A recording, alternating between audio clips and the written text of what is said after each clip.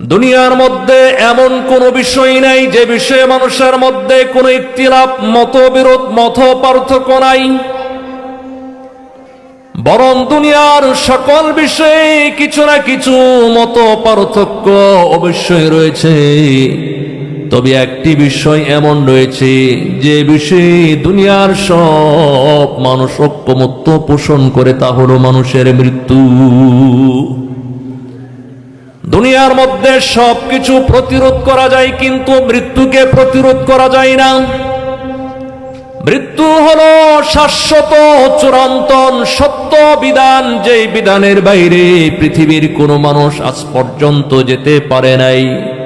মৃত্যুর করাল গ্রাস থেকে দুনিয়ার কোনো মানুষ রক্ষা পাবে না। মৃত্যুর ব্যাপারে কারো কোনো দ্বিমত নাই, অতীতেও ছিল না, বর্তমানেও নাই, ভবিষ্যতেও থাকবে না। মৃত্যু এক অনিস্বীকার্য বিষয়। পৃথিবীতে এমন অসংখ্য নাস্তিক আছে, বেঈমান আছে, যারা আমার আল্লাহর অস্তিত্ব স্বীকার করে না, পরকাল বিশ্বাস করে না, জান্নাত জাহান্নাম বিশ্বাস করে না। কিন্তু পৃথিবীতে এমন একজন নাস্তিক খুঁজে পাওয়া যাবে না যেই নাস্তিক মৃত্যুকে অস্বীকার করে। মোট কথা, মৃত্যুকে সবাই স্বীকার করে। মৃত্যুর জন্য নির্দিষ্ট কোনো সময়ক্ষণ নেই। বর্তমান পৃথিবীর আধুনিক উন্নতি আর উৎকর্ষতার যুগে মৃত্যুর সময়ক্ষণ নির্ণয় করা, নির্ধারণ করা সম্ভব হয়নি। কে কখন মারা যাবে তার কোনো ঠিকানা নাই। আমি আপনি এখন মারা যাব না, 1 মিনিট পরে মারা যাব না, 1 ঘন্টা, 1 দিন, 1 সপ্তাহ, 1 মাস পরে মারা যাব। দুনিয়ার কোনো প্রযুক্তি, দুনিয়ার কোনো টেকনোলজি এই ব্যাপারে সত্য কোনো তথ্য প্রদান করতে পারে না।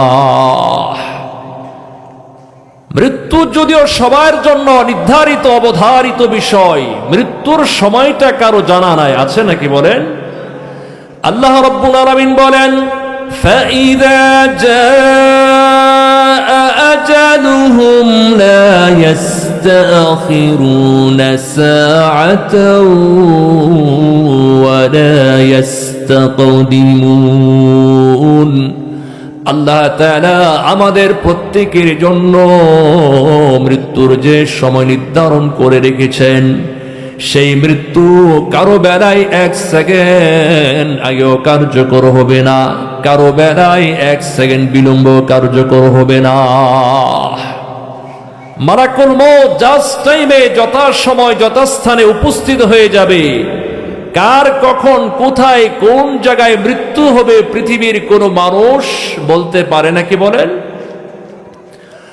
হযরত ইমাম মালিক রাহমাতুল্লাহি আলাইহি, যিনি 17 বছর মদিনার মাটিতে অবস্থান করেছেন, তিনি একদিন স্বপ্নযুগে নবী আলাইহিস সালামকে দেখার সৌভাগ্য অর্জন করলেন। স্বপ্নে জিজ্ঞেস করলেন, ইয়া রাসূলুল্লাহ, আমি 17 বছর মদিনার মাটিতে অবস্থান করে হাদিসের পাঠদান করেছি, বলুন না কখন কোন টাইমে আমার মৃত্যুটা কার্যকর করা হবে। আল্লাহর হাবিব বিশ্বনবী আলাইহিস সালাম মুচকি হেসে আসমানের দিকে তাকাইলেন, হাতের 5 আঙ্গুল উঠাইলেন। ইমাম মালিক রাহমাতুল্লাহ আলাইহি এত বড় একজন বিচক্ষণ বিজ্ঞ আলেম হওয়ার পরও তিনি মৃত্যুর এই 5 আঙ্গুলের ইশারা সম্পর্কে কোনো কিছু বুঝতে পারলেন না। তিনি হয়রান হয়ে ভাবতে শুরু করলেন, আহারে আমি কি দেখলাম? আমি কি দুনিয়াতে 5 দিন বাঁচবো, না 5 সপ্তাহ, নাকি 5 মাস বাঁচবো? তৎকালীন যুগে স্বপ্নের ব্যাখ্যা প্রদান করার ক্ষেত্রে যিনি সবচেয়ে বড় আলেম, সবচেয়ে বড় ইমাম ছিলেন, তার নাম হলো আল্লামা ইবনে সিরিন রাহমাতুল্লাহি আলাইহি। হযরত ইমাম মালিক রাহমাতুল্লাহি আলাইহি তিনি একজন খাদেমকে বললেন, যাও হযরতের কাছ থেকে স্বপ্নের ব্যাখ্যাটা জেনে আসো। স্বপ্নের কথা শোনার পর আল্লামা ইবনে সিরিন রাহমাতুল্লাহি আলাইহি বলতেছেন, এই স্বপ্ন সাধারণ কোনো মানুষের স্বপ্ন নয়। যিনি স্বপ্নে দেখেছেন তিনি যুগের শ্রেষ্ঠ ইমাম অথবা আলেম হয়ে থাকবেন। লোকটিকে জিজ্ঞেস করলেন, আচ্ছা বলো তো দেখি স্বপ্নটি কে দেখেছেন? রহস্য ব্যাত হয়ে গেল। স্বপ্ন দেখেছেন যুগের শ্রেষ্ঠ আলেম, গবেষক একজন আলেম, ইমাম মালিক রহমাতুল্লাহি আলাইহি। ইমাম মালিক রহমাতুল্লাহি আলাইহি কাইমানুবাক্যে আল্লাহ তাআলার কাছে তিনটি জিনিস চাইতেন, প্রার্থনা করতেন।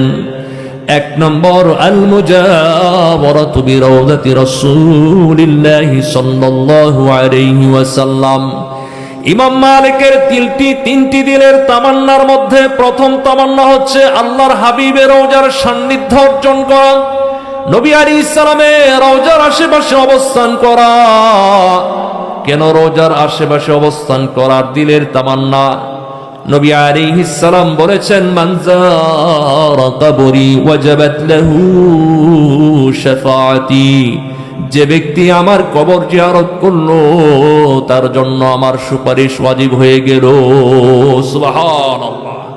আল্লাহর হাবিব বলেছেন অন্য আরেক হাদিসে, যে ব্যক্তি হজ সম্পাদন করতে এসে আমার ইন্তিকালের পর আমার কবর জিয়ারত করলো, রওজার সান্নিধ্য অর্জন করলো, সে যেন জীবিত অবস্থায় আমার সাথে সরাসরি সাক্ষাৎ করলো। সুবহানাল্লাহ।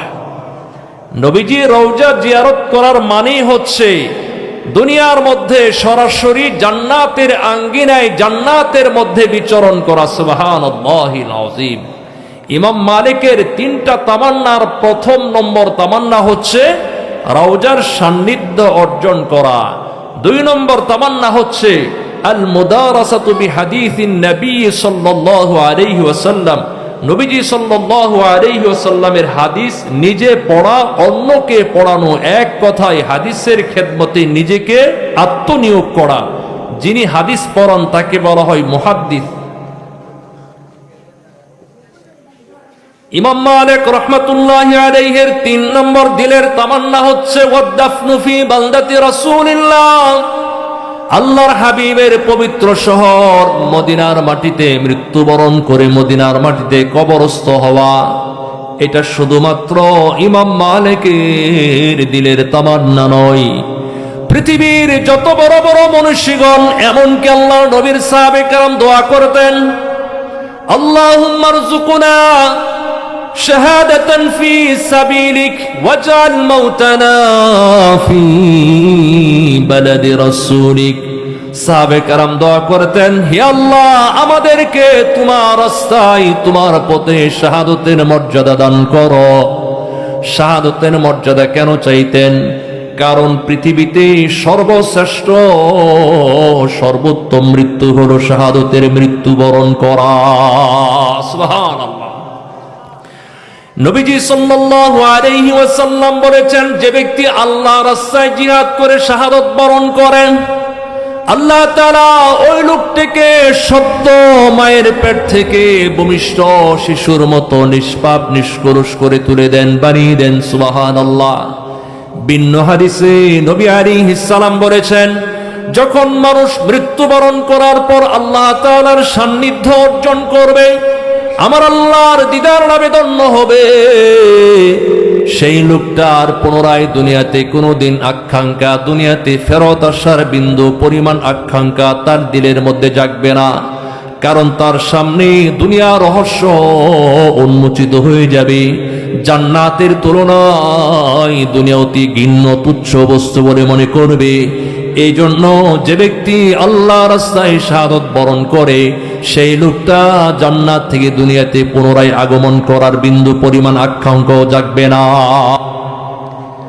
কিন্তু নবী আলাইহিস সালাম বলেন, যে মানুষটা আল্লাহর রাস্তায় আল্লাহর দ্বীন কায়েম করার জন্য, পৃথিবীতে আল্লাহর দ্বীন সুপ্রতিষ্ঠিত করার জন্য যারা রণাঙ্গনে শাহাদাতের অমীয় সুধা পান করে, ওই লোকটা আল্লাহ তাআলার কাছে এই আকাঙ্ক্ষা ব্যক্ত করবে, আহারে আবার যদি পুনরায় দুনিয়াতে যেতে পারতাম, দুনিয়াতে আল্লাহর দ্বীন কায়েমের জন্য শাহাদাতের অমীয় সুধা পান করার সৌভাগ্য অর্জন করতে পারতাম। সুবহানাল্লাহ। এজন্য নবী আলাইহিস সালাম বলেছেন, আমার দিলের তামান্না, আকাঙ্ক্ষা হচ্ছে আমি আল্লাহ রাস্তায় শাহাদত বরণ করি, পুনরায় জীবিত হই, পুনরায় শহীদ হই, পুনরায় জীবিত হই, পুনরায় আল্লাহ রাস্তায় শাহাদত বরণ করি।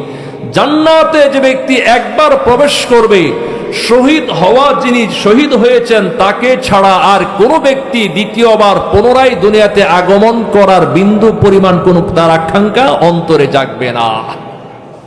এজন্য জিহাদের চিন্তা চেতনা আমরা তো অন্তরের মধ্যে লালন করি কিনা বলেন?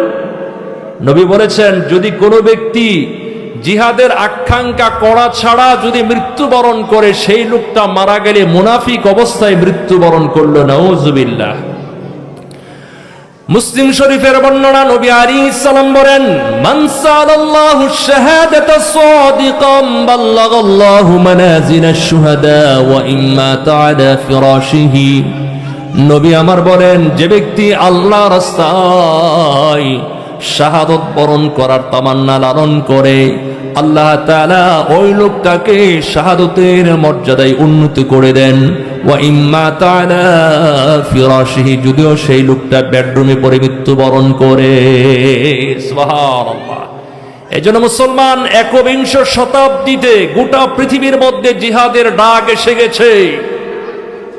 আল্লাহর দ্বীন কায়েমের জন্য, রাষ্ট্রকে রক্ষা করার জন্য, ঈমানকে বাঁচানো যেমন ফরজে আইন, নিজের রাষ্ট্র নিজের দেশকে রক্ষা করো, দেশকে রক্ষা করার জন্য জিহাদের ময়দানে অংশগ্রহণ করো ফরজে আইন, ঠিক কিনা বলেন?